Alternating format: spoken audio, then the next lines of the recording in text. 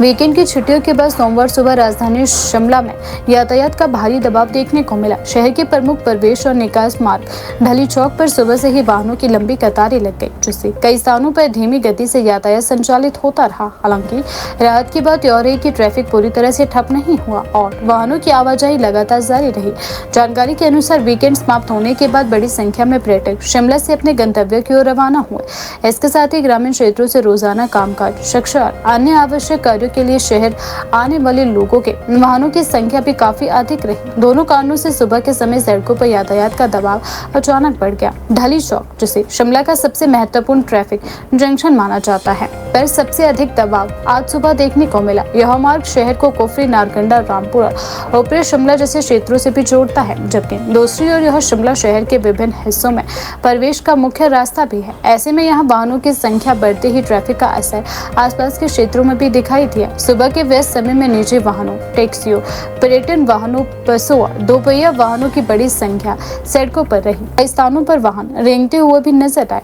कार्यालय और शिक्षण संस्थानों के खुलने के समय के साथ यातायात का दबाव और बढ़ गया, जिससे यात्रियों को अपने गंतव्य तक पहुंचने के लिए सामान्य दिनों की तुलना में अधिक समय लग गया। यातायात व्यवस्था को सुचारू बनाए रखने के लिए ट्रैफिक पुलिस और पुलिस कर्मियों को अतिरिक्त प्रयास करने पड़े। पुलिस कर्मी लगातार वाहनों को नियंत्रित करते रहे और विभिन्न दिशाओं से आने वाले ट्रैफिक को व्यवस्थित ढंग से आगे बढ़ाने का प्रयास भी करते रहे। अधिकारियों का कहना है कि सोमवार को अक्सर शहर में इस प्रकार की स्थिति देखने को मिलती है, क्योंकि वीकेंड के बाद लोगों की आवाजाही अचानक बढ़ जाती है।